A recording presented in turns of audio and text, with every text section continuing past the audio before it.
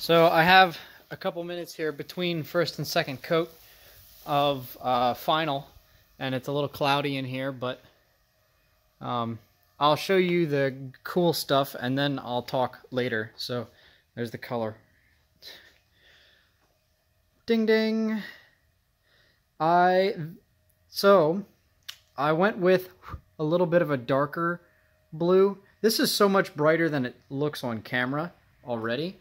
It looks like a really deep blue from what I can see in the recording, and it is lighter than that.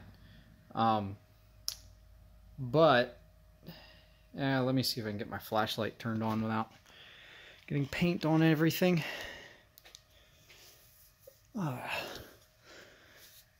There we go. Alright, so now if I shine a light on it, that's more of like what the color's supposed to be. Really, really bright blue. Now I went a little bit darker than I thought I was going to, and it looks a little bit more of a solid, closer to a royal blue than a sky, like Focus ST Ford blue.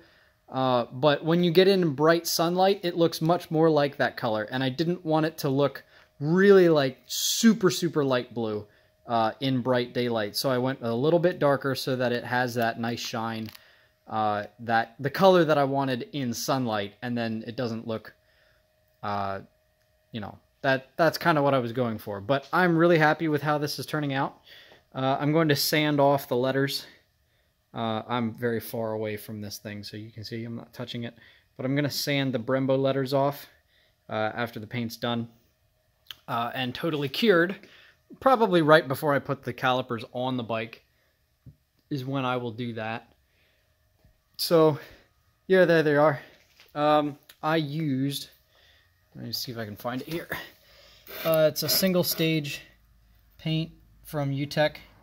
It's not cheap, but it's not expensive either, I don't think. It wasn't horribly bad.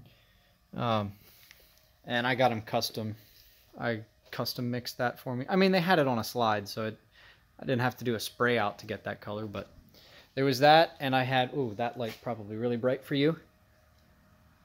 Turn off, dang it. I'm gonna get paint all over that. Well, I don't have nice gloves for this, so I'm ruining an old one and getting some paint on my arm as we speak. Sorry about the light. Come on, we'll just do.